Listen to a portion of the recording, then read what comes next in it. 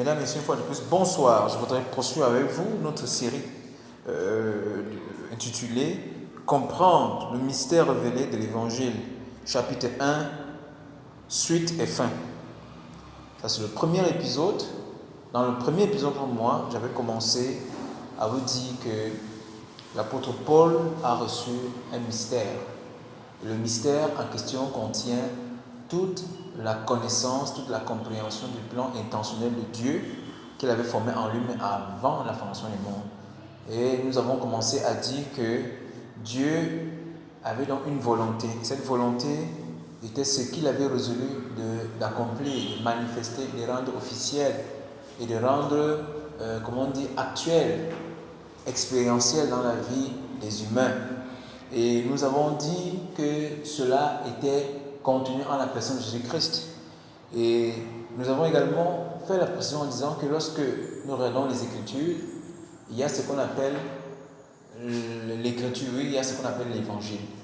Et lorsque nous examinons en détail cet Évangile, ce corpus paulien, nous découvrons que dans cet Évangile, Paul parle d'un mystère de Dieu, le mystère de Dieu. Je vous avais dit que si vous voulez percer le mystère, vous devez donc étudier systématiquement chaque épître de Paul séparément, donc verset par verset.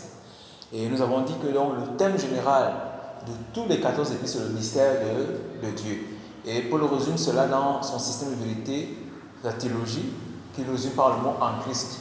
Et dans les autres vidéos et dans le cadre de plusieurs interventions, dans les séries de podcasts en Christ, nous avons dit que cette déclaration en Christ est la déclaration consommée de tout le conseil de Dieu concernant le salut et la destinée que Dieu avait prédestinée pour l'homme. Et nous avons commencé à dire donc qu'il était important que les chrétiens que nous sommes, nous comprenions cela. Mais j'avais dit que nous ne puissions pas comprendre les choses si nous ne la connaissons pas. C'est pourquoi j'avais dit que dans le cadre des communications que nous apportons, à la suite de l'apôtre Paul, nous apportons la connaissance, premièrement, la compréhension. Dans le cas, effectivement, de cette série, chapitre 1, nous apportons la compréhension du mystère. Et nous avons dit donc que cette compréhension que vous aurez apportée va vous amener dans l'esprit de la communion avec, n'est-ce pas, la substance de ce mystère qui est Christ en nous. Christ est en nous. J'ai dit que c'était le plan intentionnel de Dieu qui a été manifesté et rendu expériencé possible dans le Fils. Jésus qui s'est apparu dans ce monde pour nous conduire dans cette expérience ontologique que Dieu avait préparée avant la fondation du monde pour l'humanité. Donc nous avons dit que ce n'est donc pas une chose que nous créons, ce n'est pas une chose que nous inventons. La Bible, l'Évangile en particulier, porte un secret. Et ce secret, c'est ce que Paul nous expose dans le cadre, n'est-ce pas, de sa théologie systématique en Christ. Nous avons dit que la théologie est le discours de Dieu, est la réflexion sur Dieu. Et j'avais dit que la théologie a deux axes, vu du point de vue de Dieu. Donc, de l'angle du point de vue de Dieu, il s'agit de la pensée de Dieu lui-même. Donc, c'est Dieu qui se révèle. Et lorsque Dieu se révèle, l'homme commence donc à avoir une science à laquelle il peut comprendre l'objet et le sujet de Dieu. Et j'ai donc dit que lorsque cet objet est révélé, du point de vue de l'homme, c'est la réflexion que l'homme a donc sur la révélation de la personne de Dieu lui-même. Et nous avions continué à comprendre que nous ne pouvons pas connaître Dieu à moins que Dieu ne se révèle. C'est ce qu'il a fait donc lorsque le temps avait été consommé, lorsque le Fils est venu dans ce monde. Dieu nous a amenés dans la pleine compréhension, dans la pleine connaissance et dans la pleine expérience de notre communion, de notre relation avec lui par son Esprit au moyen du baptême du Saint-Esprit. Donc le Saint-Esprit est venu nous conduire en toute la vérité et dans toute l'expérience concernant le plan intentionnel de Dieu qui était d'unir l'homme ou alors d'intégrer l'homme ou alors d'inclure l'homme dans l'union apostatique, c'est-à-dire dans la famille de la déité Père, Fils, Saint-Esprit. C'est de ça qu'il est question, mesdames, messieurs, dans le cadre de la doctrine du Nouveau Testament. Donc l'évangile de Paul contient donc un système de vérité qui est la théologie néo-testamentaire. Et cette théologie, n'est-ce pas, se résume en deux grands piliers, la doctrine et les impératifs. Tout ceci est christocentré, c'est-à-dire que tout ceci est centré ou alors résumé dans le concept de Paul en Christ. Et nous avons dit que le concept en Christ donc est le résumé essentiel en peu de mots de tout ce que Paul veut nous instruire, veut nous montrer et que nous devons voir et que nous devons expérimenter dans le mystère de la grâce, dans le mystère de la vérité en Christ. Donc en Christ, mesdames, messieurs, c'est la révélation, le mystère révélé de l'évangile, n'est-ce pas, en peu de mots. Donc, l'expression en Christ est la signature de l'évangile que Paul présente et décrit et élabore et expose de façon exégétique, de façon systématique dans ses 14 épîtres. Donc, si vous avez la Bible, vous devez comprendre que dans la Bible, il y a ce qu'on appelle l'évangile. Et en ce qui nous concerne en tant qu'enfants de Dieu, l'évangile est ce qui nous a été adressé directement afin que nous puissions entrer, n'est-ce pas, dans le kérouma de Dieu. Le kérouma de Dieu, c'est les actualités. C'est ce qui a pris place, comme j'aime dire. C'est les conséquences suite après la crucifixion, la mort, l'ensevelissement, l'élévation, la résurrection de l'élévation de l'assise de Jésus-Christ. C'est-à-dire qu'après que Jésus-Christ ait accompli cette œuvre d'expiation, qui va de la naissance jusqu'à l'assise au trône, Jésus-Christ a accompli une œuvre, cette œuvre appelée l'œuvre de la rédemption, le salut ultime de l'humanité. Et ça fait donc que dans l'âge actuel, dans l'état actuel de l'histoire du monde, l'humanité a déjà été sauvée de façon ultime. Mais l'expérience de ce salut dans ses effets ontologiques, anthropologiques, spirituels se fait de façon individuelle dans la foi que l'Évangile nous donne, nous adresse. Donc l'Évangile a été donné pour faire connaître à l'homme ce que le Père est en train de faire dans le Fils et ce qu'il a apporté dans notre humanité comme expérience. C'est pourquoi il nous a sauvés. Il nous a sauvés afin que nous puissions prendre part à tout ce qui était exclusif, à tout ce qui était intime, à tout ce qui était particulier à Dieu. Donc Dieu, dans sa générosité, et c'est d'ailleurs ça l'amour, quand on dit dans Jean 3,16, que Dieu a tellement aimé le monde entier, il a donné son Fils unique, afin qu'il croit en lui ne périsse point, mais ait la vie éternelle. Donc, Dieu a tellement aimé le monde entier qu'il a donné lui-même. Donc, la pensée ultime de la révélation de l'évangile de la grâce, c'est que Dieu s'est donné lui-même. Il est la vie qui s'est donnée pour nous sauver et la vie qui demeure en nous. Donc, mesdames et messieurs, nous avons commencé à vous dire la dernière fois qu'il était important donc pour nous, si nous voulons marcher en nouveauté de vie, de comprendre cette chose qu'on appelle le salut, de comprendre cette chose qu'on appelle la destinée, que le Père et le Fils et Saint-Esprit nous ont inclus. Ils nous ont élus, ils nous ont inclus. Nous n'avons pas parti, nous n'avons pas demandé. Donc il s'agit pour nous de comprendre, afin que notre participation soit, comment on dit, soit explicite, soit expressive. Parce que nous ne devons pas être, comment on dit, passifs, nous devons être actifs. Et la seule manière d'être actif dans la réalité en Christ, c'est de pouvoir comprendre le mystère, de révéler l'évangile, le mystère de la foi. Oui, mesdames, messieurs, le mystère de la foi est compris dans ce qui est appelé la révélation du mystère caché de Dieu. C'est pourquoi je vous ai introduit dans ce thème en disant, dans cette série, des séries en Christ, dans cette série inédite, nous allons comprendre le mystère révélé de l'évangile. Si vous lisez bien, si vous regardez bien, n'est-ce pas, le titre qui est affiché à votre écran, à votre moniteur, nous parlons de comprendre le mystère révélé de l'évangile. Ou alors comprendre la révélation de l'évangile. Et nous avons dit donc que Paul, pour nous faire comprendre la compréhension qu'il a eue, il va faire, n'est-ce pas, une exégèse, il va faire un exposé systématique, éparpillé, parce que vous ne verrez pas Paul en train de faire, n'est-ce pas, une dissertation logique, rationnelle, n'est-ce pas, de tout le mystère. Il va parler du mystère dans tous ses livres, de façon parsemée. Lorsque nous rassemblons donc toutes ces évocations, chaque endroit, chaque verset, chaque référence que Paul a fait, allusion ou a expliqué de façon explicite ou implicite le mystère. Lorsque nous rassemblons tous ces éléments, nous avons le puzzle. Donc le but dans ces séries, c'est de nous amener à comprendre. Et notre mission, c'est de rassembler le puzzle pour qu'on puisse avoir la compréhension. Et l'un des premiers éléments du puzzle, dans le chapitre 1, nous avons dit que comprendre le mystère de sa volonté, comprendre le mystère de sa volonté éternelle, c'est percer le mystère de l'évangile. Donc Dieu avait une volonté. Il est donc important, si vous voulez entrer dans l'expérience, si vous voulez comprendre ce qui signifie être en Christ, et pour marcher dans cette réalité de en Christ, parce que Christ est en nous, et nous sommes en Christ, cette réalité mutuelle, le mystère que Jésus explique dans Jean, il dit que vous connaîtrez que le Père en ce jour-là, vous connaîtrez que le Père est en vous et je suis en vous et que le Père est en moi. Bref, que vous connaîtrez que je suis en vous et que vous êtes en moi. Jésus avait commencé à dire des choses que les disciples ne comprenaient pas. C'est-à-dire que lorsque l'apôtre Paul nous apporte l'évangile, la lumière qu'il a eue du mystère de Dieu, comme il me l'a dit, nous pouvons comprendre donc, ce qu'il est en train de dire à les disciples et que les disciples ne comprenaient pas. Et j'avais dit donc la dernière fois, c'est scandaleux pour certains, mais Jésus-Christ, je vous assure, a passé 33 ans et demi, il n'a rien dit de tout ce qui était réellement le but de sa venue. Pourquoi est-ce que Jésus était venu? Vous me direz qu'il est venu pour mourir pour nos péchés. Oui, mais est-ce que c'était vraiment le but ultime? D'accord? Jésus n'est pas seulement venu mourir pour le péché. Et comme l'apôtre Shem aime dire, il dit que ce pourquoi Jésus est venu est plus grand que ce pourquoi Jésus est mort. Donc Jésus est venu mourir pour le péché, mais le but qui était caché derrière, c'était de nous élever, de nous exalter à la vie divine, à la vie de la déité. Donc mesdames, messieurs, nous poursuivons donc dans ce deuxième épisode, là, si vous voulez, c'est le deuxième épisode dans ce chapitre 1, où nous commençons donc à creuser, nous commençons donc à explorer le Nouveau Testament pour voir le contenu, la substance ou alors toute la science du mystère révélé de Dieu, toute la théologie de Paul, le discours de Paul logique sur ce mystère. Que signifie le mystère? De quoi est-il question? Qu'est-ce que Paul révèle dans la terminologie du mystère de Dieu, du mystère en Christ et le mystère de Christ? Mesdames, messieurs, le mystère de la foi, tout cela parle d'une seule personne, parle d'un seul projet, celui d'inclure l'homme dans la vie de la déité afin que l'homme soit tout ce que Jésus est, selon la révélation de la gloire de Dieu, et que nous puissions prendre part à tout l'héritage de Dieu en tant qu'héritier et co-héritier au même degré, avec toutes les considérations prises en compte comme Jésus-Christ.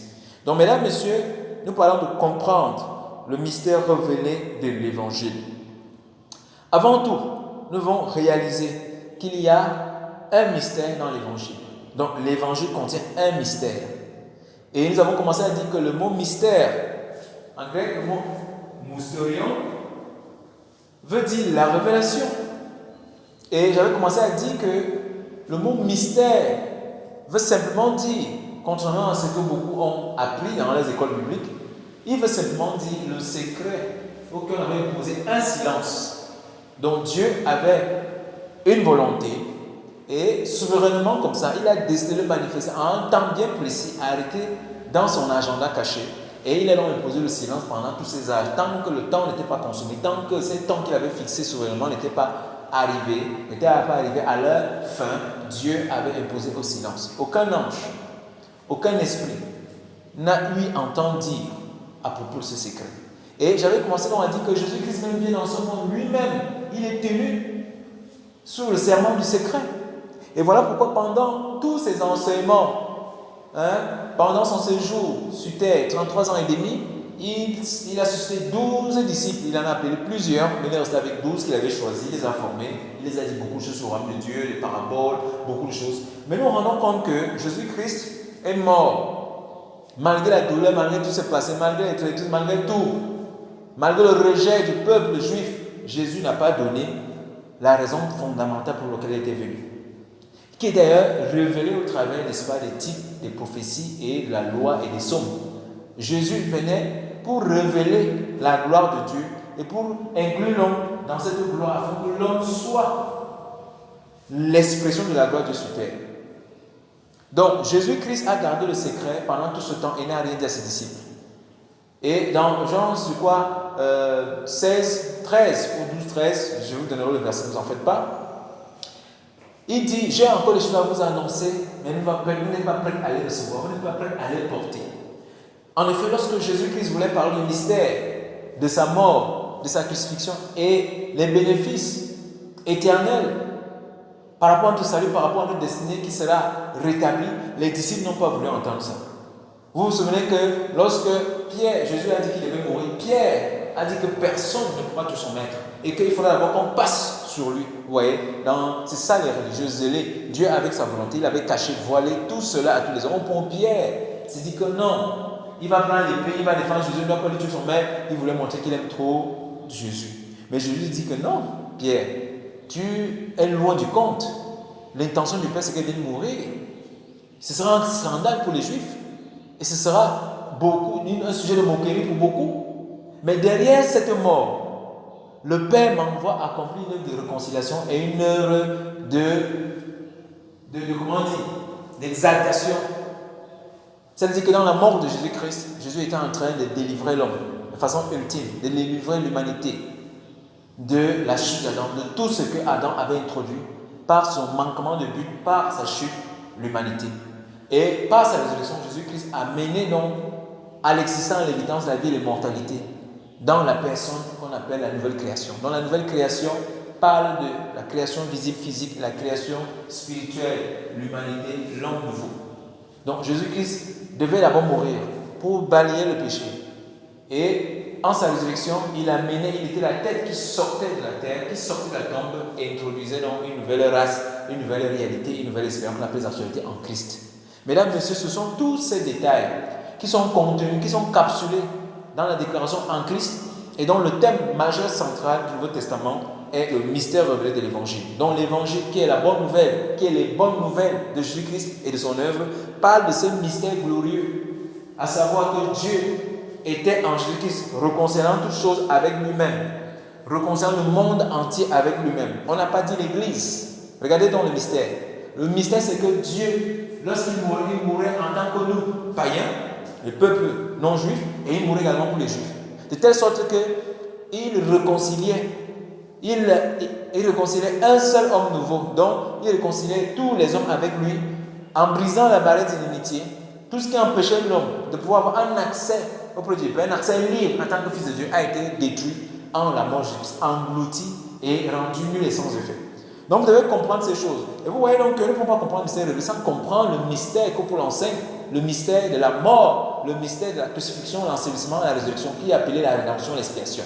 Voilà pourquoi Paul dit que l'évangile que vous enseigne, que j'ai reçu, tel que je l'ai reçu, il dit que Christ est mort pour nos péchés, qu'il était enseveli le troisième jour et qu'il est resté, et qu'il est apparu à ses faces. Jésus est apparu, les gens l'ont vu, les disciples l'ont vu, les gens l'ont vu. C'était la preuve qu'il était le Messie envoyé.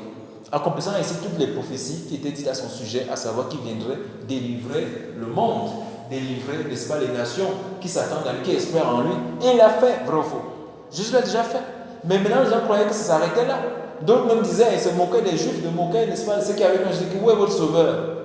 Et d'autres ont continué à opérer dans cette illusion de croire que le fait que Jésus soit mort, notre Dieu est mort, il n'y a plus rien à faire, nous sommes sans salut, qui nous sauvera? Pourtant, Jésus-Christ, par sa mort, avait anéanti tout ce qui pouvait nous empêcher de prendre part à la vie divine. Et il a fait fort.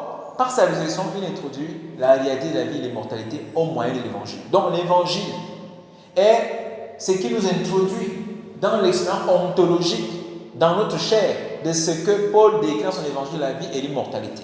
La vie, c'est Christ. Christ nous a introduit dans une nouvelle vie qui n'a rien à voir avec la vie adamique, qui n'a rien à voir avec l'existence dans la chair. C'est pour cette raison, mesdames et messieurs, que Paul également a reçu le secret pour entrer dans l'expérience personnelle de cette réalité invisible de notre salut, de notre perfection, de notre position en Christ. C'est ce qu'on appelle le baptême du Saint-Esprit. C'est pourquoi nous lisons dans Romains 10, Paul dit que, au verset 1, il dit que le vœu de mon cœur, c'est qu'il soit sauvé. Dans une personnification, Paul parle ici du désir de Dieu au travers de lui, c'est que les humains soient sauvés.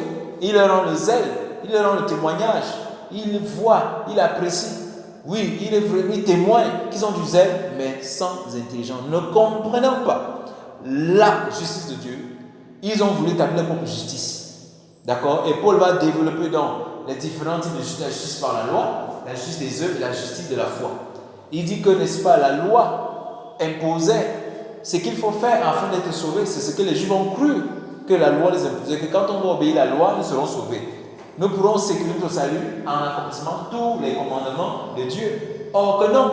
Et Paul va apporter cette négation en affirmant que Dieu n'a jamais donné la loi pour que les gens puissent être sauvés, mais qu'ils puissent voir, vous savez, la loi qui sont pécheurs et que la loi est tellement haute et que la nature en eux était contradictoire et les rendait incapables, impuissants de plaire à Dieu ou d'obtenir quelque faveur que ce soit ou d'obtenir la justification devant Dieu. C'est pourquoi il enchaîne en disant que la justice de la foi, que dit-elle? Elle est dans mon cœur. Donc, elle ne dit pas qui montera au ciel pour faire descendre Christ, qui descendra dans les abîmes pour le faire remonter. En fait, il parle de l'œuvre de la croix. Jésus-Christ est celui qui est descendu. Personne ne lui a demandé de venir. Il est venu souverainement parce que Dieu avait ce plan.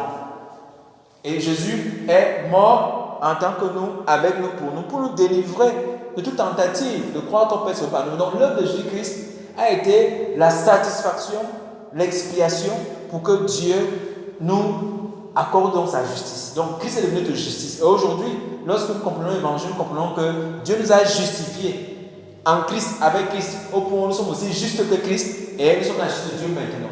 C'est ce que 2 Corinthiens 5, 21. Lui qui n'a pas connu le péché, Dieu l'a fait devenir péché pour nous afin de devenir justice de Dieu en lui. Donc nous sommes la justice pendant que Dieu vous dit que Jésus est le seul juste. Jésus lui dit que vous êtes également juste. Et c'est ce que Paul explique donc dans Romains 1, verset 16 à 17, dit que l'évangile est la puissance de Dieu pour le salut de quiconque croit, car en lui est révélée la justice de Dieu. Premièrement pour les Juifs et pour les Grecs. Donc, Jésus-Christ est venu dans ce monde pour nous introduire dans le plan parfait de Dieu. Et j'avais dit la dernière fois, mesdames, messieurs, que nous servons, nous croyons à un Dieu parfait qui est révélé en nous par le Esprit comme notre Père. Et c'est la plus forte déclaration du Nouveau Testament, à savoir, et la plus grande position. La position en Christ parle de la filiation. Nous sommes des fils, et c'est ce mystère que Dieu avait caché, il devait faire de nous des fils dans le Fils.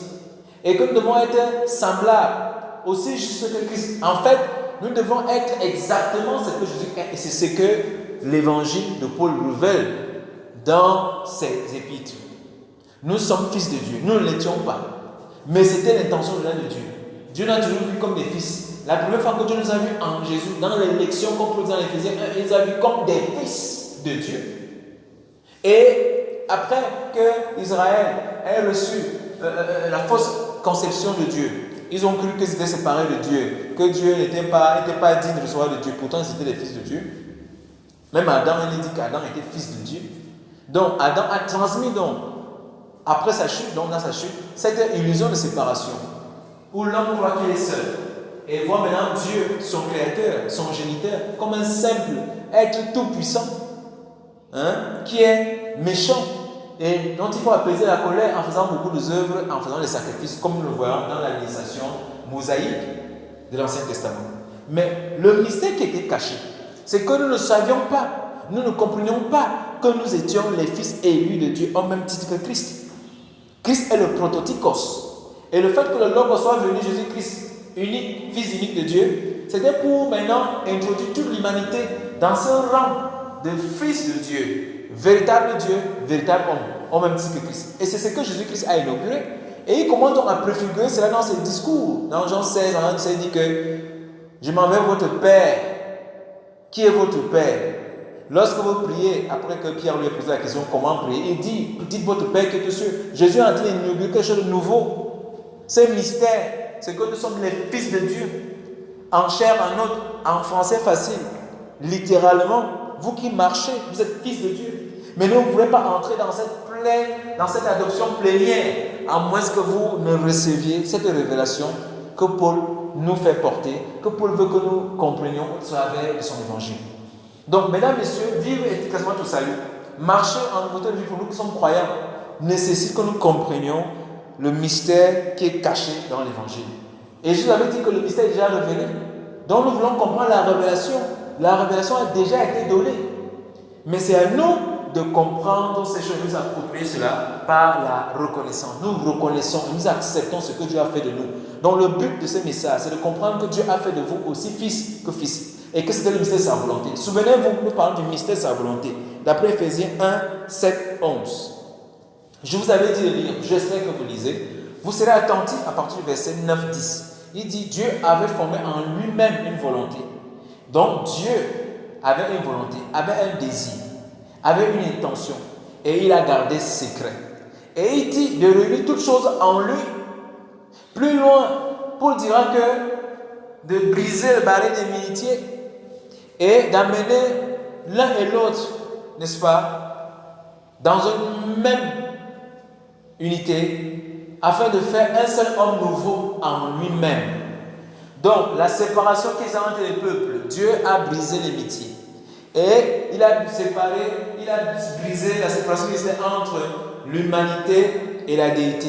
Et c'est en la personne de Jésus-Christ que Dieu et l'homme se retrouvent.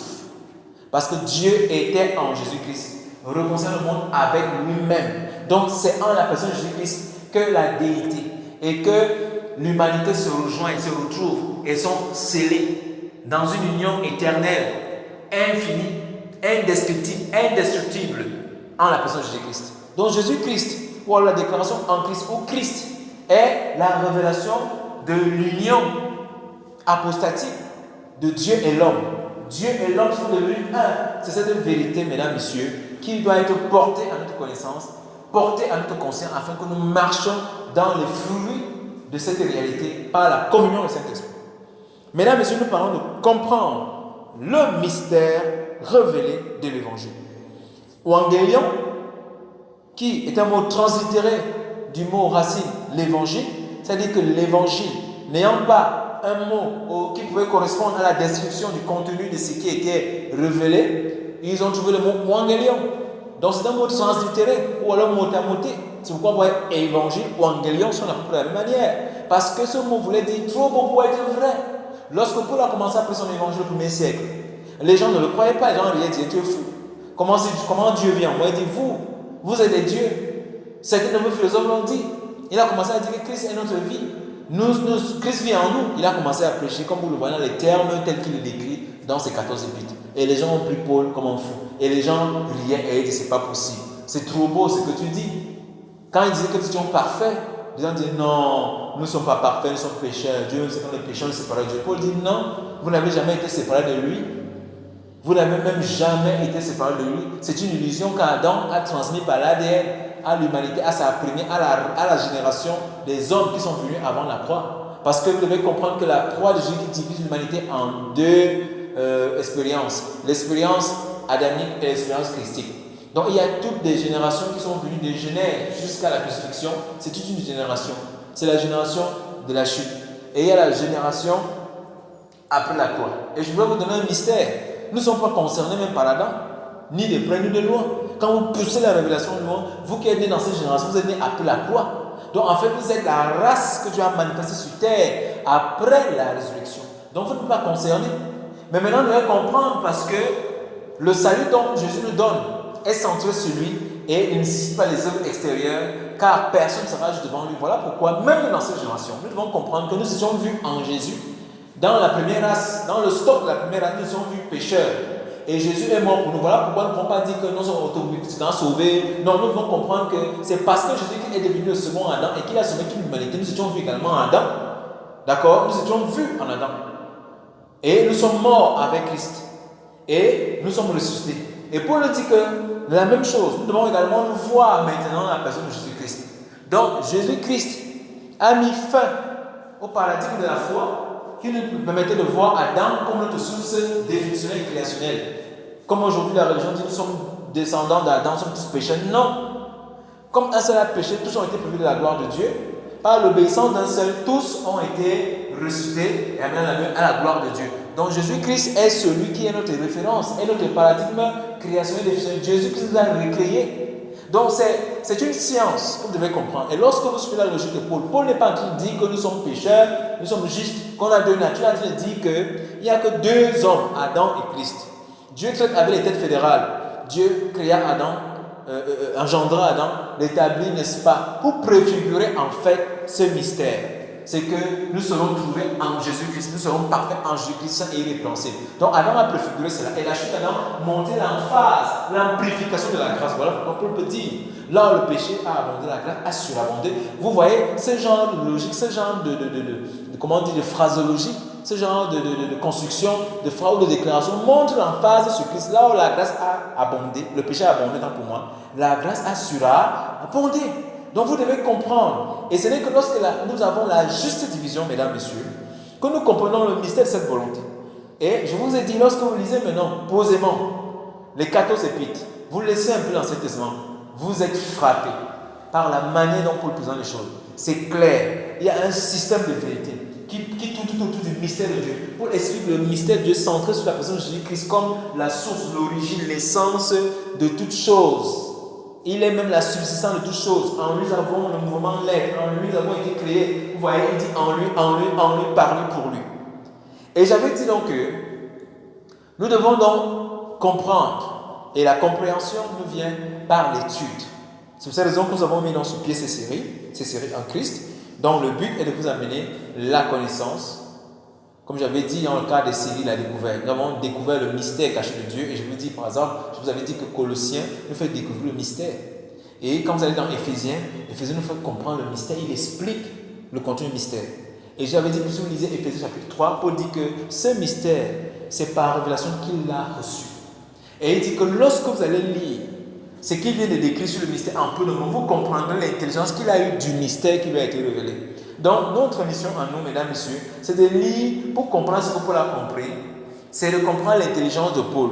L'intelligence que Paul a, ça dit que la compréhension et la connaissance qui vient par révélation, c'est ça qu'on appelle la compréhension. C'est ça qu'on appelle l'intelligence.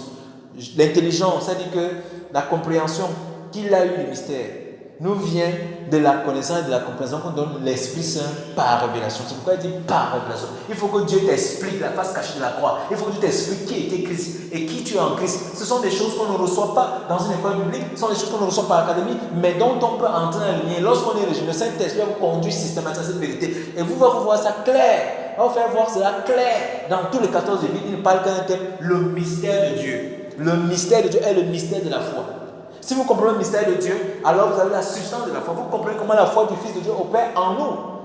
Donc la foi dont nous parlons aujourd'hui nous vient de ce qu'on entend et ce qu'on vient de la parole de Christ. Et la parole de Christ, c'est Christ lui-même se révélant à vous. Et par l'enseignement de l'évangile, il vous fait comprendre ce qui s'est passé à la croix, là où vous êtes, là où il vous a mené et là où il est maintenant. Jésus n'est plus à la croix, c'est un mystère, c'est un secret. Les gens n'ont pas compris que Dieu n'est plus sur la croix. Votre croix ne devrait même plus techniquement parlant avoir une personne bonhomme dessus. Donc même lorsque nous mettons certaines images dans notre compte YouTube, derrière certaines, je ne sais pas quoi, publications qu'on a fait, c'est juste un symbolique. C'est juste pour que vous compreniez la nature du message. Mais est-ce que Jésus est à la croix? La croix est vide. Et la question que je voudrais vous poser, révélation, où est Jésus? Paul dit que Jésus est en nous et en vous. Et il dit ce message, ce mystère glorieux. C'est que Christ en nous, l'espérance de la gloire. Christ est devenu votre seule et unique vie. Christ est la vie qui anime votre être. Vous n'êtes même plus ce que vous pensez être. Vous êtes un autre. Et celui que vous croyez connaître là, vous ne le connaissez pas. Il faut qu'il se révèle à vous. Et quand il se révèle à vous, cette révélation, c'est vous. C'est des mystères, mesdames, messieurs. Et lorsque nous commençons à accepter, comme je l'ai souvent dit, la terminologie de l'évangile de l'apôtre Paul, alors nous ne souffrons plus. Parce que c'est Dieu qui assume. Dieu nous a dit, voilà ce que j'ai fait. Quand vous croyez cela, vous commencez à fonctionner dans ces réalités invisibles de qui vous êtes en Christ et de ce que Christ est en vous, la demeure mutuelle. J'avais donc commencé à dire que le premier chapitre qui nous amène à percer le mystère, à saisir la révélation, dans son aspect fonctionnel de la vertu de cette vérité, il faut que nous comprenions que le mystère révélé de l'union, c'est ce que Dieu avait révélé en lui-même. C'est pourquoi nous avons dit que sa volonté éternelle, le mystère de sa volonté éternelle, nous voulons comprendre le mystère de sa volonté éternelle. Cette volonté a été révélée. Et je vous avais dit que Dieu peut se connaître, Dieu peut se comprendre, Dieu peut s'expérimenter, Dieu peut être expliqué. Donc, nous réalisons au travers de la déclaration de l'apôtre Paul, des détails qu'il nous donne, la générosité de Dieu. Dieu n'a rien caché concernant qui il est. Dieu n'a rien caché concernant qui nous sommes. Et ce sont ces vérités, mesdames, messieurs, que nous devons nous approprier. Donc arrêtez de croire que Dieu n'est pas accessible. Arrêtez de croire que Dieu n'est pas expérimental. Dieu est expérimental. Dieu se révèle et Dieu peut se révéler à vous. Dieu est compréhensible. Dieu n'est pas une science qu'on ne peut pas atteindre. Non, Dieu c'est vie dans la compréhension de son évangile, dans la révélation qu'il apporte, c'est-à-dire que dans sa Christophanie, dans son illumination en nous. Parce que la révélation, c'est Dieu qui s'illumine en vous. Vous découvrez qu'en fait, vous et Dieu, vous êtes un. C'est une lumière qui vient dedans de vous. C'est ce mystère que l'apôtre Paul présente.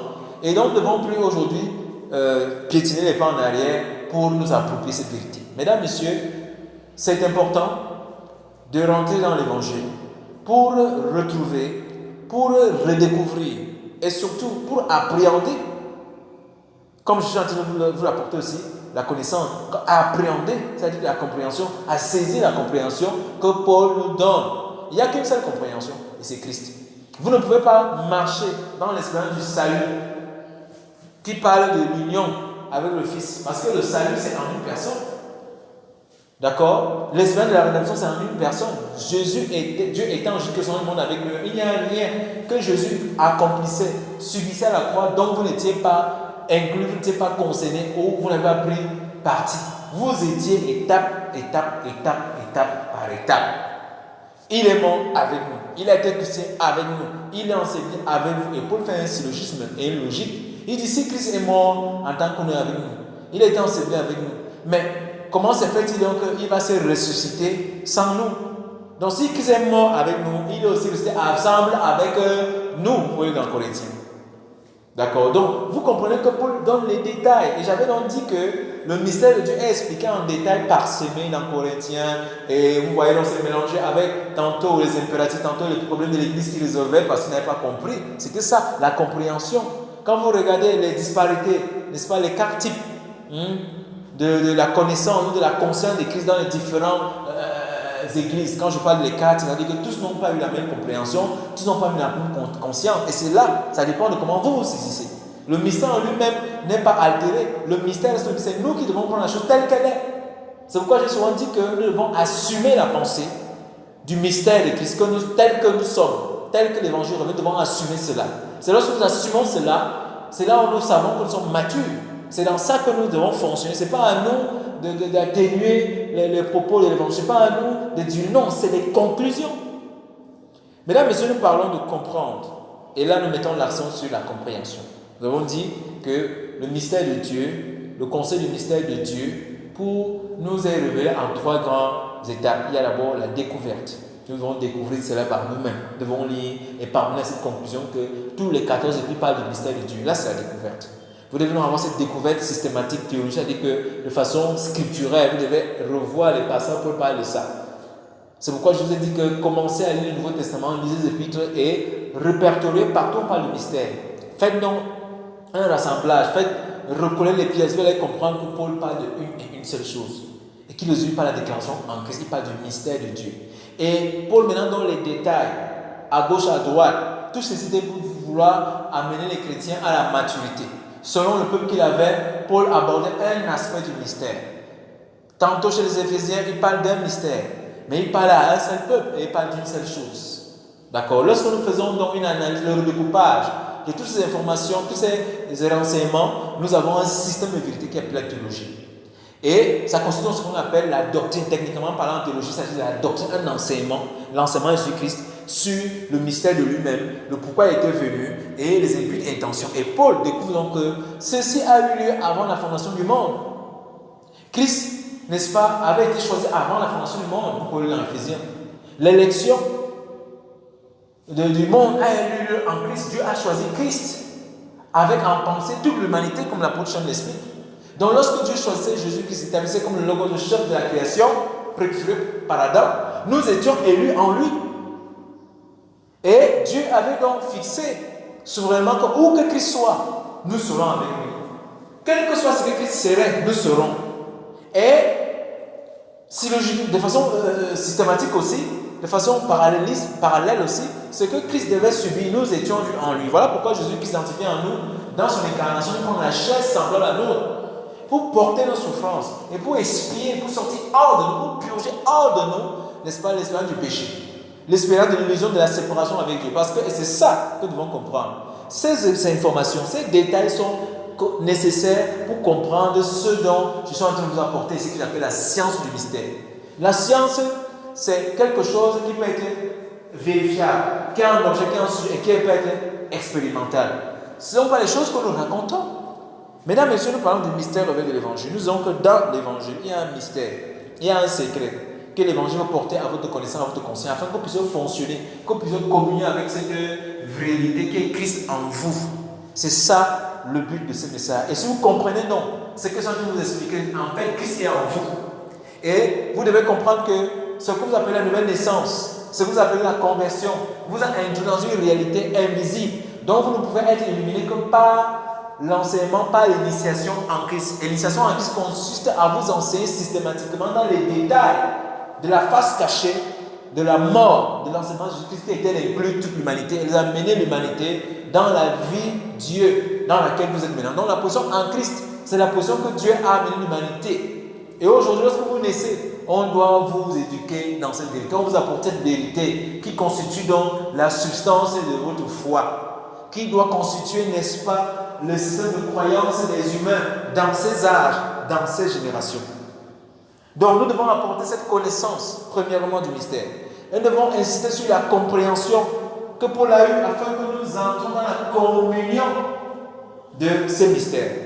C'est qu'un secret, ne perdez pas ce mot. Mystérion veut dire le secret que Dieu avait gardé, avait imposé le silence. Et pendant des âges, Dieu n'a rien dit, Dieu n'a pas expliqué son intention originelle. C'est pourquoi nous disons que le mystère de sa volonté, ce que nous sommes, le mystère en Christ, c'est le mystère de sa volonté, c'est ce que Dieu avait voulu. Donc l'union apostatique, que l'homme se retrouve en Christ, que l'homme soit un Christ, que nous soyons des dieux, que nous soyons exactement comme Dieu, que nous partageons à tout l'héritage que Dieu, par le mystère de la filiation que nous avons en Jésus, c'était le plan de Dieu, c'était l'intention de Dieu et que Dieu avait caché et qui est maintenant révélé publiquement.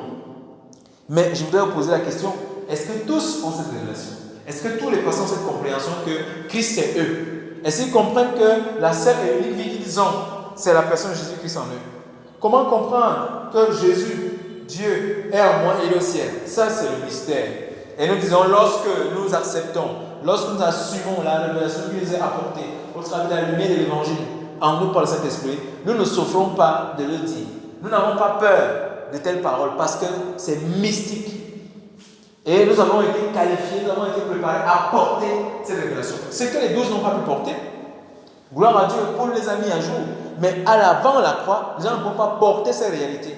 Les Romains ne peuvent pas comprendre, les Juifs et tous les peuples ne peuvent pas comprendre qu'un seul homme nouveau, que nous serons un seul homme nouveau, et que nous serons tous semblables, nous aurons tous la même vie. Mais maintenant, allez-y voir l'expérience des uns et des autres. L'expérience, les cas types, les différences, les disparités dans nos comportements viennent du fait que nous n'avons pas compris ce mystère. L'Église souffre. Et j'avais commencé à dire que beaucoup meurent parce qu'ils n'ont pas compris ce mystère. Ils n'ont pas compris la science cachée dans la révélation de l'apôtre Paul. Ils n'ont pas compris la science de Christ en eux. Ils n'arrivent pas à vivre cette réalité de leur conformité avec Christ, de leur perfection avec Christ dans leur pensée et dans la marche de Dieu parce qu'ils n'ont pas compris cette réalité de Christ en eux. Ce n'est pas seulement un slogan, c'est la réalité qui vous concerne, qui parle de ce que Christ est en tant que vous, ce que vous êtes en tant que Christ.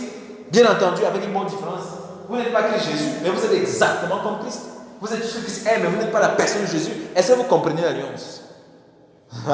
Et donc vous ne devez pas avoir peur de dire que si ma vie vous avez vu Christ, comme il disait, ce que ma vie a vu mon Père, c'est exactement ce que Dieu voulait nous enseigner. C'est exactement ce que Jésus voulait expliquer aux gens. Et ça, c'est appelé la nouvelle doctrine.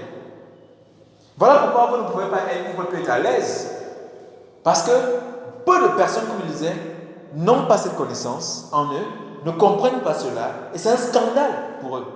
Et pendant que vous perfectionnez, et c'est la compréhension qui nous perfectionne, c'est-à-dire que nos expériences extérieures seront ajustées par cette compréhension. Vous ne pouvez pas devenir saint en dehors de ces révélations. Vous ne pouvez pas être parfait en dehors. Chaque fois que vous essayez de faire quelque chose pour excuser votre salut, ou pour essayer de plaire à Dieu, ou pour devenir plus meilleur, vous serez en train de marcher dans la loi. On vous demande de vous reposer seulement dans ces révélations. Je parle de comprendre. Mesdames, messieurs, j'ai dit, la sagesse, c'est Christ.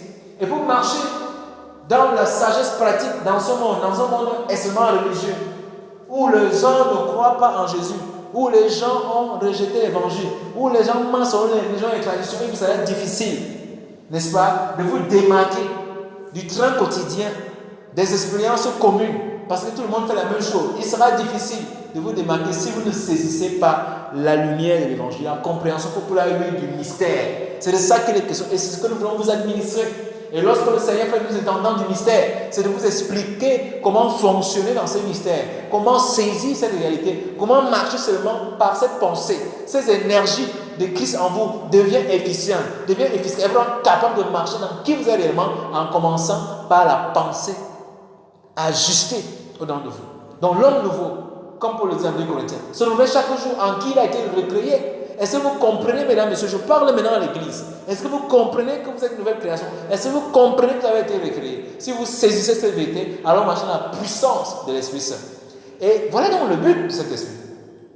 Et j'avais donc introduit en disant que le Saint-Esprit vous conduira donc dans cette instruction. Le but, la mission du Saint-Esprit dans nos vies, c'est de nous faire marcher dans la compréhension de qui nous sommes en Christ, de ce que Christ est en nous. Et l'objectif du Saint-Esprit, pas le moyen de roman intelligent, comme Paul le dit dans Romains 12, il dit, ne vous conformez pas au siècle présent, mais soyez transformés, regardez, soyez transformés par le moyen d'intelligence. Comment allez-vous transformer si vous n'avez pas l'évangile? L'évangile est ce qui nous donne les énergies de renouvellement. Et comme l'apôtre Jean aime dire, la pensée est une énergie renouvelante. Nous devons renouveler. Et tous les jours, le Saint-Esprit nous amène dans une progression, dans une compréhension progressive, successive, graduelle, de degré en degré de ce mystère. Nous sommes déjà tout ce qui est. Mais dans notre état, notre histoire tous les jours, nous ne marchons pas déjà pleinement. Il y a comme une différence, il y a comme un décalage horaire. Et Dieu veut donc dans notre âme rattraper le fuseau horaire, rattraper le temps, parce que tout ce que vous êtes, vous l'êtes déjà, mais vous êtes en train de rattraper au niveau de l'âme, c'est que vous avez été fait en Christ avant la fondation du monde, c'est qui est manifesté. Depuis que vous avez reçu, vous êtes déjà tout dans votre esprit, et tout ce que Christ est en vous, et tout ce que Christ a, vous l'avez, et tout ce que Christ peut, vous pouvez. Maintenant dans votre âme, cette connaissance, cette expérience, ce paradigme n'est pas encore assimilé, digéré par votre système de croyance. Voilà pourquoi le Saint-Esprit vous a été donné et vit au-dedans de nous pour faire ce travail intérieur. C'est pourquoi Paul va parler du travail du Saint-Esprit en nous, sur nous et avec nous. Le travail du Saint-Esprit sur nous, lorsqu'il conduit, nous qui sommes encore dans la religion, et le travail du Saint-Esprit en nous, c'est lorsque la puissance est maintenant en nous et l'évangile que nous recevons travaille pour renverser toutes les forteresses, toutes les pensées erronées qui nous amenaient à vivre dans une illusion de séparation, qui nous donnaient de vivre avec la pensée des idoles, du faux Dieu. Nous avons une pensée de Dieu qui n'a rien à voir avec le Dieu révélé en Jésus-Christ, le Jésus-Christ que Paul présente. Et donc le Saint-Esprit a démantelé, va enlever ces idoles, toutes ces pensées que nous arrêtons, que nous cessons, que nous ne voulons pas laisser partir et qui nous empêchent de voir clairement tout ce que Christ est et tout ce que nous sommes en Christ conjointement, dans l'union parfaite, dans la déité, dans l'union périchoresis. L'union périchoresis, comme je le dis, parle de la relation mutuelle, échange mutuel entre Père, Fils et Saint-Esprit. Dans une continuité infinie, le Père est dans le Fils, tout ce que le Fils est dans le Père, tout ce que le Père est dans le Fils, et tout ce que le Père et le Fils sont dans le Saint-Esprit. Et par la procession de l'Esprit, donc Père, Fils va et vient, il y a donc cette nature, cette essence commune l'un à l'autre. Et Dieu maintenant intègre l'homme. Et nous disons que Dieu, Père, Fils et Saint-Esprit, est révélé, est entier en la personne de Jésus-Christ. Et Jésus-Christ maintenant unit l'humanité. Et nous disons que ça devient une relation d'union apostatique, c'est-à-dire que la relation qui est avec Jésus-Christ, véritablement homme, véritable Dieu, représentant à la fois Dieu dans toute sa gloire, dans toute son essence, toute sa déité, et l'humanité dans tout, comment on dit, son ontologie et son anthropologie. C'est ça le mystère Christ, véritable Dieu. Le Dieu théandrique, l'homme théandrique, à la fois homme, à la fois Dieu. Tout cela en une personne. Et on dit que cette personne, Christ, unie, concerne toute l'humanité. Donc vous n'êtes pas simplement vous. À la suite de l'apôtre Jean, cette lumière, nous commençons à comprendre tous les jours. Et plus nous méditons, nous réalisons que c'est vrai. Vous ne pouvez pas vous définir par vous-même. C'est pourquoi Paul va ajouter donc un principe fort dans Galates 2, il dit que c'est n'est plus moi qui vis, c'est Christ qui vit en moi.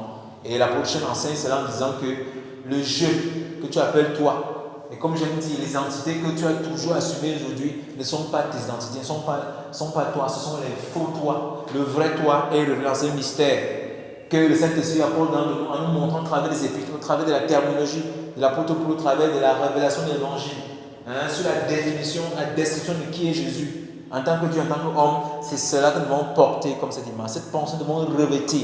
Si nous voulons recevoir la puissance d'énergie qui nous font marcher dans la conformité de ce que l'Évangile révèle, que nous sommes en Jésus-Christ.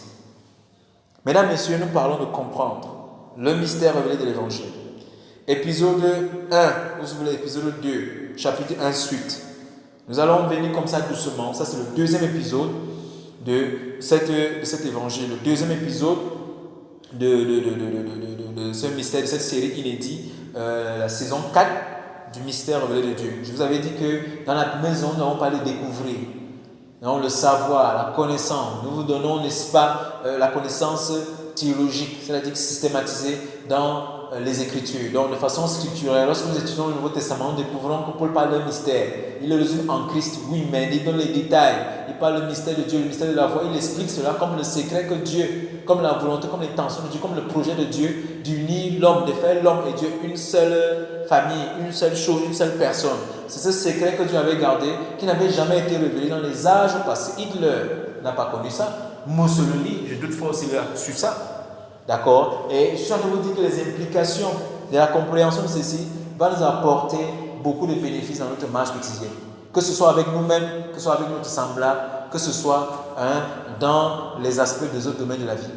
Et j'avais commencé à dire par exemple que lorsqu'on comprend le mystère, nous allons fonctionner dans la connaissance, dans la compréhension mystique du mystère. Nous n'allons pas à l'hôpital. Nous n'avons plus besoin d'hôpital. Quand vous allez comprendre que Christ c'est vous allez comprendre que la maladie c'est une distorsion de cette image. C'est un mensonge, c'est une illusion. Vous allez comprendre donc, sur mon regard, pourquoi est-ce que beaucoup de choses sont faites dans ce monde pour vous empêcher de vivre là. On va vous dire que l'homme est malade. Parce que la théologie qui est prêchée, c'est la théologie d'Adam. Le discours anthropologique est fondé sur la révélation de Genèse 1, 26 à 27, tout ça, que faisons notre image et que Adam a péché. Voilà comment les gens voient jusqu'à aujourd'hui. Même certains pasteurs dans le corps de Christ n'ont pas compris cette juste division, que Adam n'a rien à voir avec nous de près de loin. Nous, nouvelle race, nouvelle création. Et nous ne devons pas jouer avec, nous devons être fermes là-dessus, nous devons être concis et précis, nous devons être rigoureux là-dessus, nous devons prêcher Christ et Christ est le crucifié. Voilà pourquoi Paul dira dans 1 Corinthiens 2:2, je ne veux rien savoir d'autre. Quand je viendrai chez vous, j'ai pris ma résolution secrète de ne rien chercher à savoir d'autre. Donc quand Paul venait, le seul discours qu'il voulait avoir entre les frères, c'était pas que oh, tel a fait ceci, tu sais que ça peut arriver comme ça, docteur Joe, tu sais ce qui s'est passé. Non, il voulait connaître une chose. Où est-ce que vous en êtes dans votre expérience de la révélation de Christ en vous? Il ne voulait pas connaître les affaires, parce que tout ce que vous racontez sur vous, sur les gens, ce sont des balivernes, ce sont des belles choses qui perdent le temps à l'église et aux hommes. D'accord? Il y a des jeunes filles, il y a des jeunes frères qui racontent l'histoire sur le pasteur, qui connaissent tout, mais qui ignorent tout sur qui ils sont réellement. Et nous voyons ça tous les jours. Les gens sont dans une marche illusoire. Ils sont dans une illusion, dans un mythe de la caverne. Et ils voient l'ombre de eux-mêmes. Ils n'ont jamais vu l'image claire, précise de qui ils sont. Et cette image précise de qui ils sont, c'est Christ en eux. Donc, mesdames, messieurs, lorsqu'on parle de la compréhension du mystère de Dieu, c'est le mystère que vous êtes un avec Christ. Et tout ce que Christ est révélé dans l'évangile, c'est ce que vous êtes maintenant. Et c'est ça la compréhension. Maintenant, vous devez comprendre, c'est maintenant que vous êtes tout ce que l'évangile dit. Et ce que Paul a reçu est la libération, est la porte de sortie du peuple, de l'esclavage, de la domination des uns par les autres. Parce qu'ils sont tous une seule famille. Nous sommes un seul homme nouveau en Christ. Et cette vérité va être portée à toutes les nations. Ce n'est pas seulement à l'église. Oui, le mystère caché depuis tous les âges. Ça, c'est Colossiens 1, 24. Paul dit, le mystère caché depuis tous les temps, qui n'a pas été révélé aux autres âges, est maintenant révélé. Je vous ai dit la dernière fois qu'il parlait de son époque. Il faut que le temps biblique, pendant que l'auteur parle, il parle de quel temps? Est-ce que quand je suis en train de parler maintenant, le 31, je ne sais pas de quelle année, le 31 septembre 2020, non, il parle de son temps biblique, de son temps à lui. Il dit qu'au moment où il a commencé à prêcher l'évangile, c'est là où cette compréhension de l'évangile a commencé à être prêchée. Donc aussi longtemps que Paul ne prêchait pas, mais ça ne veut pas dire que le mystère n'est pas révélé. À partir du moment où Jésus est ressuscité, cette réalité était devenue commune avec les hommes. Maintenant, Dieu crée un moyen pour entrer dans l'expérience ontologique, c'est la conversion par le moyen de l'évangile. Quand tu écoutes l'évangile, les énergies de Dieu entrent en œuvre et t'introduisent dans cette réalité. Tu es délivré au homme des ténèbres, de cette ignorance, et tu entres dans de lumière de cette révélation. Tu es délivré au homme des ténèbres, de cette vérité, et tu entres dans la compréhension expérientielle de cette vérité par le Saint-Esprit en vous. Donc le Saint-Esprit est dans le cadre qui garantit votre expérience en Christ. Dès que vous êtes baptisé Saint-Esprit, mesdames et messieurs, vous êtes entrés dans la réalité ontologique de votre union avec Christ. Maintenant le Saint-Esprit, tous les jours, au moyen de la parole, vous apportez cette compréhension que qui vous êtes maintenant, ayant été unis à Christ, vous êtes exactement comme Christ. Pas à cet instant, vous étiez déjà ça. Maintenant, il est question de rattraper les fuseaux horaires, parce qu'il y a longtemps, et Paul nous dit que c'est l'origine, c'est ce qui a toujours été avant la formation du monde. Lorsque Dieu nous a connus, lorsque Dieu nous a vus la première fois en Christ, il nous a fait exactement comme Christ. Cette connaissance depuis les années pas révélée à l'humanité. Et vous êtes la génération qui comprenez ces choses maintenant, et c'est à vous que cela a été réservé. Cela n'a pas été donné aux anciennes générations. Cela ne leur a pas été donné de comprendre. Cela a même été interdit voilés, ils n'ont pas pu voir ces choses. Afin que nous, dans cette génération, nous les païens particuliers, nous le peuple qui n'était pas juif par naissance, ni par adhésion, afin que nous puissions rendre Israël jaloux, afin que Dieu suscite la jaloux par notre peuple. Parce qu'Israël n'a pas reconnu leur sauveur, n'a pas reconnu leur icône, n'a pas reconnu leur origine. Alors nous, Dieu s'est révélé à nous. Mesdames, messieurs, voilà les choses que nous devons comprendre. Et j'étais en train de dire que beaucoup d'entre nous passons le temps à vouloir connaître les choses. Et c'est amusant, mesdames, messieurs, parce qu'aujourd'hui, avec les réseaux sociaux, il y a tellement de bombardements, il y a des informations qui viennent de partout. Et très peu ont l'art de trier ce qu'ils écoutent, ce qu'ils entendent ou ce qu'ils voient. Voilà pourquoi beaucoup de chrétiens ne prospèrent pas. Comme j'ai dit par exemple dans le podcast de Soyez Féconds, d'autres ne prospèrent pas. Leur âme n'est pas féconde. Ils sont devenus stériles parce qu'ils ne s'exposent pas à l'évangile et ils ne prennent pas le soin de vouloir comprendre ces choses. Et ils vivent comme ça, ils vivent malgré la conversion, malgré le fait qu'ils ont dit qu'ils ont reçu l'esprit, ils ont reçu les mêmes dans leur état d'âme, parce que leur état d'âme n'a pas grandi, n'a pas expérimenté le salut. Notre âme doit être sauvée. Et lorsque Paul dit que nous devons travailler pour notre salut, de notre âme, il parle de nos pensées. Nous devons travailler nos pensées. Quand je dis travailler, il faut le dire. C'est à vous de vous renouveler. Paul dit que soyez transformés. Vous voyez par l'impératif, vous devez vous transformer. Parce qu'il y a des choses qui empêchent que le Christ en vous émerge, que le vrai vous émerge. Donc il faut vous débarrasser des prépositions, des suppositions dites à votre sujet, des choses que vous avez cru, de la tradition hérétique, n'est-ce pas, tout au long de votre carrière, dans vos vies, dans vos différentes vies que vous avez eues. Maintenant, vous êtes en Christ. Dans l'évangile, converti de la religion, des philosophies à l'évangile, dans la parole. Dieu vous dit, soyez transformés. Parlement d'intelligence, qui est un processus de renouvellement, un processus au quotidien, le Saint-Esprit parle. Et j'avais dit que l'expérience douloureuse et heureuse dans la vie chrétienne dépend de si vous êtes assis dans la parole, si vous êtes assis sous la bonne parole ou dans la mauvaise parole. En effet, beaucoup de chrétiens souffrent injustement parce qu'ils ne sont pas éduqués. Et j'avais dit que Dieu nous engendre pas seulement, Dieu nous éduque, nous élève. Et nous avons besoin d'être éduqués, d'être élevés. Dieu nous a engendrés. Et Dieu veut nous éduquer. C'est ce que Dieu voulait faire au jardin. Dieu allait éduquer Adam. Mais Adam a voulu vivre par lui-même. Et c'est ça que nous avons appelé dans quitter le sens du péché. Vouloir vivre par soi-même. L'homme a besoin de Dieu. Parce que originellement, nous avons été créés, programmés pour vivre avec Dieu, en Dieu, pour Dieu, par Dieu et de Dieu. Et c'est ce que Paul apporte, qu'originalement, l'homme n'a pas été créé pour vivre par lui-même, mais vivre par un autre. C'est ce que nous voyons avec qui nous vivons en Christ. Et il n'y a rien que Christ partage avec nous. Il n'y a rien que nous avons de Christ, à moins que nous soyons unis à lui. C'est pourquoi le cœur de l'évangile du Nouveau Testament, c'est l'union et ses implications. L'union apostatique de l'humanité avec Christ. Donc, nous devons comprendre ce mystère. Et j'avais commencé donc à vous dire que sa volonté éternelle, ce qui a toujours été, c'était que nous soyons un avec la déité. Et Christ est la plénitude de Dieu. Et Paul nous dit dans Colossiens que Dieu a toujours voulu que la plénitude qui habite en Christ habite en tous. Donc Dieu, vous n'avez pas reçu à moitié Christ. Vous avez reçu la toutité, la toutité, la plénitude de Dieu dans sa nature, son essence. Vous êtes rempli de l'essence de Dieu. Vous êtes des dieux, mesdames et messieurs. Nous parlons comme ça pour vous amener à rattraper le temps perdu. Beaucoup sont encore en arrière. Cet évangile sera prêché. Et j'avais dit que le temps est venu où nous devons nous approprier, nous devons assumer les pensées dignes, pures, honorables. N'assumez plus les pensées selon lesquelles vous êtes pauvres petits pécheurs.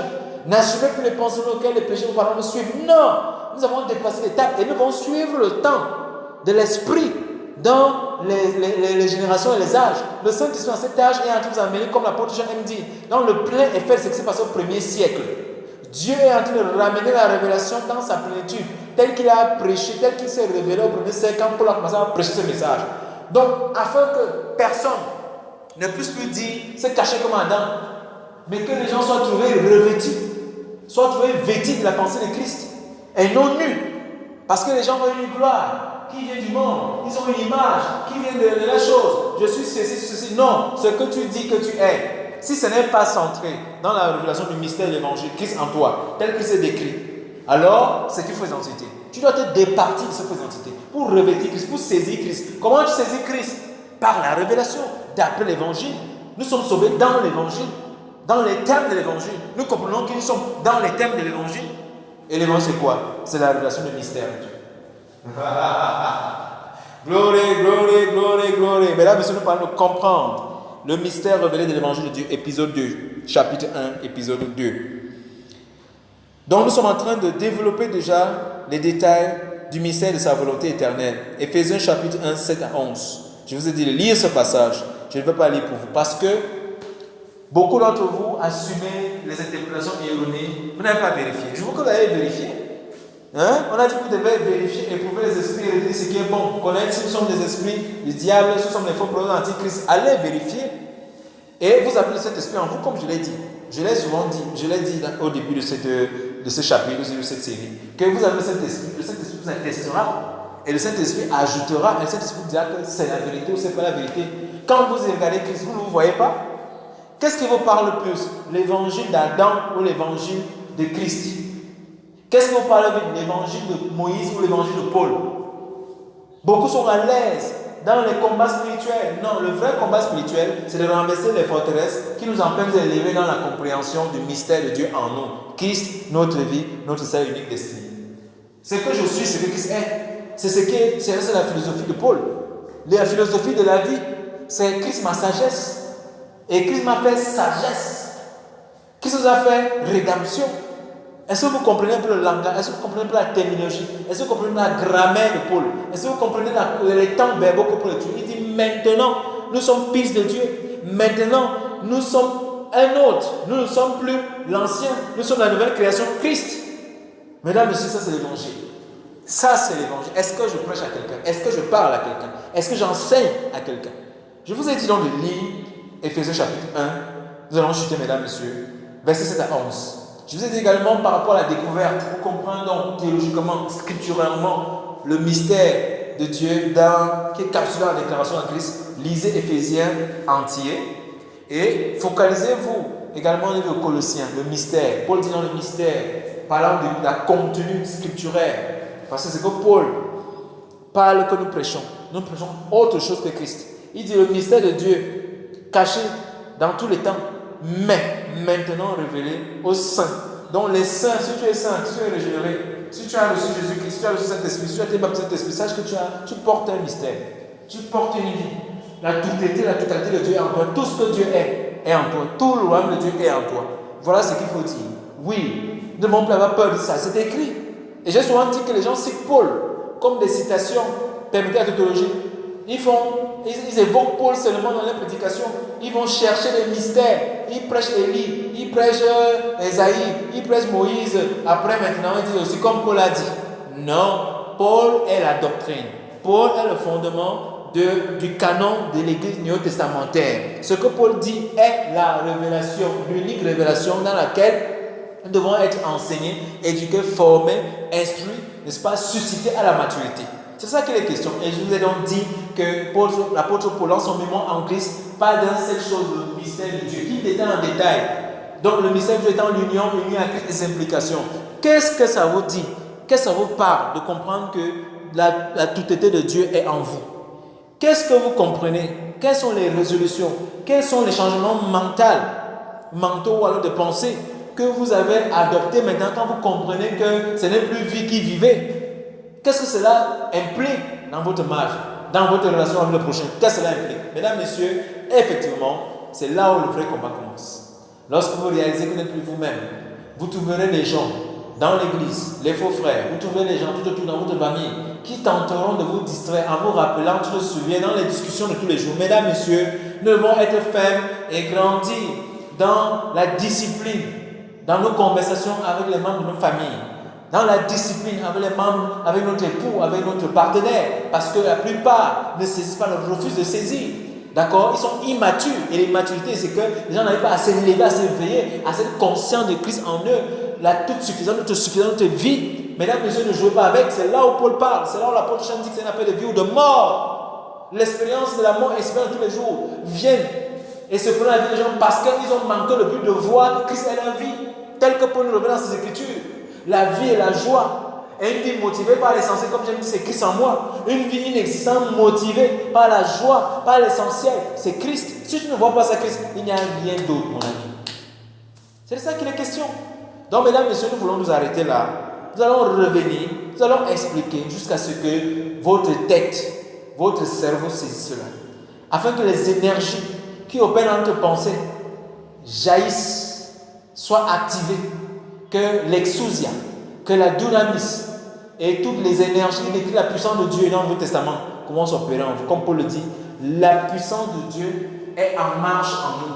Toutes les énergies de Dieu, toute la puissance de Dieu qui a opéré dans l'œuvre de la croix jusqu'à la résurrection, qui a amené le Christ à la vie, sont maintenant en marche sur terre, dans le croyant, pour révéler Christ, pour démontrer Christ, pour magnifier Christ, pour exhiber qui nous sommes réellement. Christ en nous, la gloire de Dieu. Mesdames, messieurs, merci. Et je bénis le Père ce matin parce que vous allez commencer à comprendre. Je déclare que vous fonctionnez dans cette science. Je déclare que le mystère de Christ devient votre expérience ontologique. Je déclare que les lumières de Christ en vous, dans votre intelligence, commencent à fonctionner en vous. Et je déclare que Dieu vous illumine. Il illumine les yeux de votre cœur pour que vous puissiez voir cette réalité, pour que vous puissiez voir votre union, pour que vous puissiez voir votre perfection, les implications de votre union avec Christ. Étant un avec Christ, vous êtes parfait comme Christ, vous êtes juste comme Christ, vous êtes saint comme Christ. Et finalement, 1,6 nous dit que nous devons reconnaître toutes les bonnes choses excellentes qui sont en Christ, qui sont en moi. Regardez Christ, ce que Paul présente, ce que l'évangile décrit de Christ, c'est ce qui est en vous, c'est ce que Christ est en vous. Vous devez donc reconnaître toutes ces bonnes choses et les confesser, homologuer, vous identifier par la confession. Vous devez prier et vous priez en disant Seigneur, je te rends grâce parce que c'est juste. Je te rends grâce parce que je suis saint comme toi. Voilà comment prier par la foi. Parce que la foi vient ce qu'on entend et ce qu'on apprend de la parole de Christ. C'est que la Bible dit quand vous acceptez cela, vous devenez cela. Et la puissance de Dieu qui est imbriquée, qui est comme dans cette parole, commence à agir devant vous. Et la transformation dont Paul parle dans Romains 12 prend effet dans votre vie. Et la transfiguration de votre corps, absence de maladie. Vous échappez maintenant à la maladie. Vous échappez maintenant à l'esprit de la mort. C'est ça, être entré dans l'esprit de la vie et l'immortalité. Vous échappez à ce qui touche ceux qui ne sont pas dedans. Vous êtes immunisés, vous êtes sécurisés, vous êtes préservés parce que vous avez été co-vivifiés avec Christ. Vous êtes maintenant sécurisés, vous êtes maintenant confinés en Christ. Le mystère de Christ, le mystère de Christ, Christ notre vie, Christ notre gloire, Christ notre sanctification, Christ notre justice devient votre expérience. Ce n'est plus vous, le parfum de Christ. Ce n'est même pas ce que tu penses. Même quand tu ne penses pas inconsciemment, Christ est en toi, mon frère. La maladie te regarde et te chapeau. La maladie te regarde et fuit. Parce que tu es sorti de la mort. Toute expérience, Christ est entré dans la mort et a détruit la mort. Je déclare ce mois, partout où tu pars, parce que tu portes la vie de Christ. Cette vie de Christ se répand tout autour de toi. Cette vie se répand tout autour de toi. Et apporte le rayonnement, la radiation des énergies de Dieu. Détruisant toute énergie contraire. Et la vie de Dieu que tu portes, commence à se réveiller toutes tes cellules qui étaient mortes, la vie de Dieu, toutes tes cellules, ton cerveau est boosté, tout ton quotient intellectuel est revivé. Au nom de Jésus. Marchez dans la compréhension du mystère révélé de l'évangile, Christ en nous, la plénitude de Dieu. Mesdames, messieurs, c'est essentiel. Si nous voulons marcher dans la puissance de la nouvelle création, que nous saisissions, que nous appréhendons par l'initiation de l'évangile, la compréhension paulienne du mystère, le mystérium de l'évangélium, de l'Apocalypse qu'il présente dans son système de vérité, dans sa théologie de Christ. La théologie en Christ est la doctrine de Christ, est le canon de l'évangile. C'est ça ma foi. Cette vérité est notre sagesse. Nous vivons avec cette compréhension. Et cette compréhension est notre sagesse. Lorsque nous marchons au quotidien, face aux adversités, face à tout ce monde antichrist, ce monde qui est encore sous la rébellion, parce qu'ils n'ont pas compris, ils n'ont pas saisi la lumière. Ils marchent dans les ténèbres de l'ignorance. Nous marchons dans la lumière. Et nous sommes la lumière du monde. Et nous sommes dans le véritable. Celui qui a compris cela, tu es dans le véritable. Celui qui a saisi cela est dans le véritable. Mesdames, messieurs, que Dieu te bénisse. Parce que tu es déjà béni, que tu sois encore béni par cette lumière. Que les lumières qui sont sorties ce matin luisent et visent toute chambre, tout aspect, tout compartiment de ton âme. Et que la lumière de Christ abonde en toi. Et que la lumière de Christ jaillit en toi. Et que tout ce que Christ dit que tu es soit vu dans ce monde maintenant. Car après ta mort, d'abord tu n'es plus dans la mort. Que la vie en abondance que Christ t'a donné, que tu partages parce que tu es en lui, soit vu.